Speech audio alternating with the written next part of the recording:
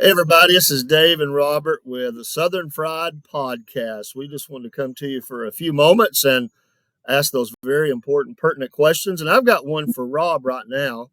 Robert, is there something that just really annoys you as a Southerner? You know, it's funny you should ask that. I think I've got one big pet peeve right now. All right, let's hear it. Headlights. Headlights. Lo- What is the purpose behind having headlights so bright that you can see 2 feet up a June bug's butt from 3/4 of a mile away? What is the point and purpose of this? You know, I mean, if you're driving down the road and one of these knuckleheads are coming towards you, I mean, it's like daylight breaking, you know? And good Lord forbid if they come up behind you. We've had to learn how to drive a whole new way. You know, we were taught 10 and 2, 10 and 2. Well, now it's like 12 and hold the darn light out of my face while I'm driving up the road. That's Or right. 12 and up here, oh, the rear view set wrong, I can't see nothing. And if they're coming at you with these bright lights, what do we do? What do we do? If someone's coming down the road and they got their bright lights on, we flash them. Yeah, we do. Nice way. Polite. Hey, your lights are on bright. And then they actually turn their darn lights on bright. Now we're sitting in the car, they spot, can't see, you know, and it's just hitting you right there in the face. We don't need this. I mean, it's horrible. It's absolutely horrible. We're sitting there blinking through tears, you know, and good Lord forbid that you don't realize how this is getting on our nerves. We don't need this we don't need this in our lives. Because generally you've got a husband and a wife in the car.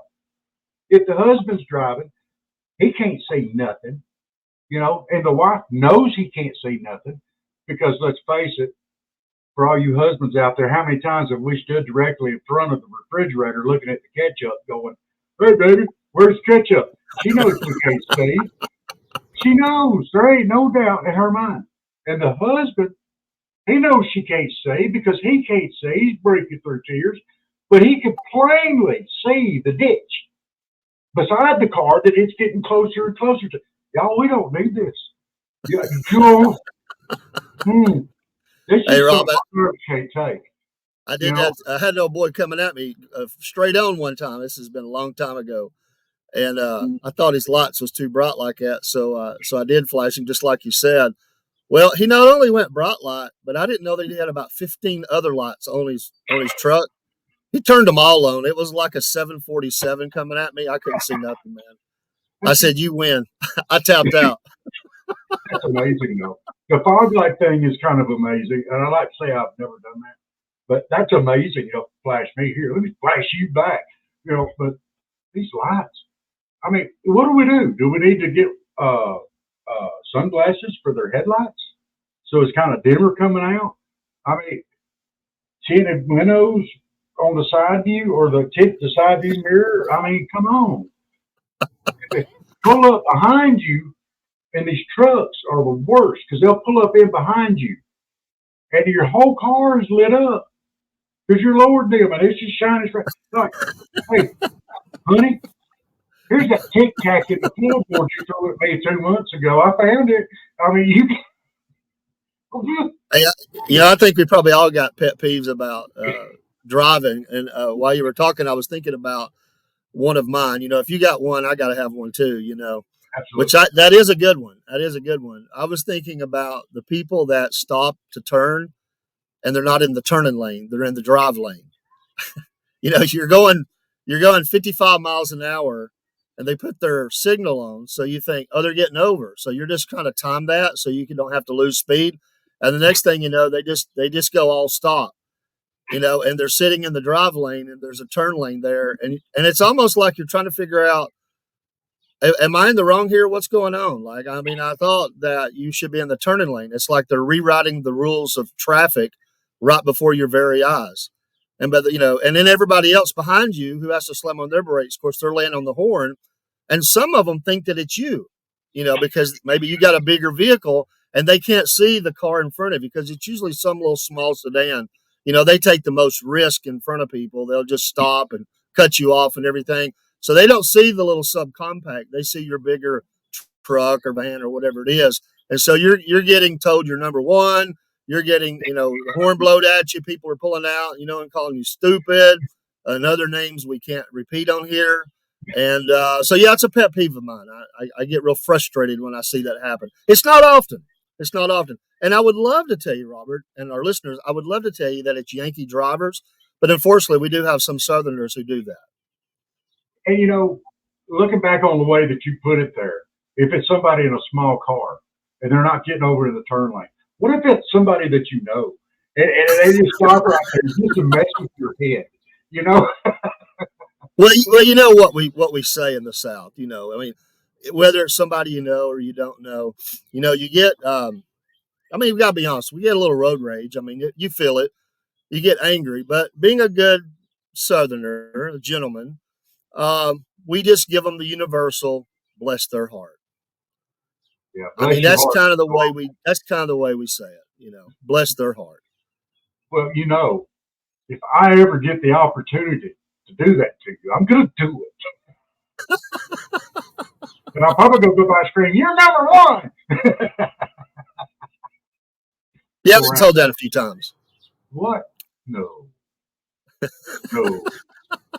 Once or twice in my lifetime, I know I've been called that. Me and my dear wife, were coming out of Florida one time. She was driving, and this is no knock on female drivers or my wife. Let's be clear about that because my life could be in danger here. But I was asleep, which I have to admit, I must have been really tired because usually I couldn't sleep good with my wife driving.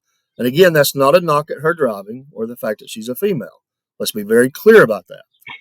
But I heard a truck horn blowing, an 18-wheeler horn blowing. So here I am, and I've been asleep. So first thing I wake up, I'm a little groggy. And when I open my eyes, I see that we're in bumper-to-bumper traffic, and there's an 18-wheeler right beside us, and he's telling both of us that we're number one. And so I'm trying to figure out, what's going on. And first thing I'm thinking is, why are you in the left lane? Why are you? And she was holding up traffic. It was bumper to bumper on up, but she was holding back traffic. There was a gap of space, and he was trying to get around. And she said, "Why is that guy blowing like that?" I said, "I think you might want to get over in the right lane and just let the 18-wheelers go on." I said, I think he's a little upset. But see, she never saw him tell us that we were number one. I saw it. So you just had to see it, be there. I'm waking up. I see all this traffic, and we're all driving fast, but not fast enough as we should have been in the left lane because that's the go lane. That's another pet peeve, right? People that drive exactly the speed limit in the left lane or the far left lane if there's 3 lanes. And so I wake up, I hear a horn blowing, I look up, and the guy's telling me I'm number one. And I'm thinking, what did I do? I don't even know what I've done yet. And then I sort of gather myself for the next few seconds, and I just said, yeah, just get over the right lane, and it'll be okay. I did tell her, though, I was fully awake now, and she could pull over at the next exit, and we would switch. And she said, "No, I'll drive for a while." And I said, "No, I think I'll take over here." All I heard when you were talking about, now this is no knock on women and no knocks on my wife, and I want to be perfectly clear about that. All I heard was, "I'm scared. I'm scared." I know you had a good story there, and I know you're probably going to pay for my comment there, but yeah, well, if you're scared, say it, right? Right. But hey, to be fair, there's a lot of people who do that same thing. They get in the left lane, they drive really slow, and the last one I'll say, and it's a big one around up here. Now I don't know if y'all deal with this down there in South Georgia. We've got the competition Ironman goes on up here in our area. So we've got, not only sometimes do we have to deal with crazy drivers in cars and trucks and all that, we've got the bicyclists in their bike shorts and nothing against bicyclists, so somebody might tune in that does that. But I go to church up on a mountain. And so sometimes I'm going to church and I'm trying to go up the mountain. And of course, they're going even slower than a bicycle normally would. And there's not a lot of places to pass on going up the mountain and the curves and everything. So it's real frustrating around here. We just had the Ironman a couple of weeks ago, and I was trapped at, you would know the intersection well I'm talking about, but I was trapped. The Georgia State Patrol is working the intersection, and it took a while for him to get us through. And he made the comment, "This is why we don't have it in Atlanta." I thought, well, why not? They just got more traffic, but it's the same problem. You can't go anywhere in Atlanta anyway. You might as well throw some bicycles in there anyway. Yeah, because schedule it during early morning and at the end of the workday. That way, the traffic's already going slow. Yeah, absolutely. Yeah. So yeah, those are pet peeves that just right on the edge of my mind right there. Just frustrating. Yeah. Well, I already had a big one, and you had two small ones. So let me throw one last one in there. Go right ahead. I'm gonna make it short. People on ramps are to build up speed to merge into traffic. You gotta get going fast and slide in there. Don't run up to the end of the on ramp and stop. Yeah, that's a stop lane for a lot of people. No, that's not a stop. Even if you got to get over on the shoulder of the road, you don't give up that space. Oh no, because now you're trying to go from a dead stop up to 80 miles an hour. You can't do that, and I can't do it if I'm behind you. And I'm talking to you. Yeah, you got to fight for your right to enter the traffic. You just got to get in there. You talk about somebody. People are pretty aggressive. I'm going to guarantee you, if our listeners have ever driven in a major city like Atlanta, if you don't drive aggressive, you'll never get anywhere. You have to reorientate yourself to regular driving, as normal as regular is, to the area you live in after you leave Atlanta. There's driving in Atlanta and there's driving outside of Atlanta or any major city. Absolutely. You have to be aggressive. Now, you got a little city down there not too far from you. I've been there a couple of times, but I don't remember if it's I know it's not as busy as Atlanta, but you got that big metropolis called, and we call it up here, I guess I probably say, because I'm north of you, I guess that made me a little more Yankee, even though I hate to say that, because I'm north of South, in Georgia. But I would call it Albany, but I understand y'all call it a little different down there. Albany. I've heard it called Albany. It's Albany. Albany. It's not Albany. It's not Albany. It's Albany. Just run it all together. Just put all the letters, you just jumble them up and say Albany. It's Albany. It's just jumble them letters up. And I'm going to tell you, the metropolis that I'm closest to and where my address is not Colquitt. It's Colquitt. Okay? It's Colquitt. And yeah, it's just a square. It's got a traffic light. One. But you know what? It's good enough. And we don't have to worry about Atlanta traffic down here. That's right. There might be a tractor in the road. You always know if somebody's not from your area by the way they pronounce your town. Oh, yeah. Usually. Not every place, but there are many, many places like that in Georgia where they're not from there. And one of my favorite towns from up in your area is Lafayette. That's just south where you live, isn't it? Yeah, about 30 minutes, 25, 30 minutes, yeah. But they don't call it Lafayette. It ain't Lafayette. Lafayette.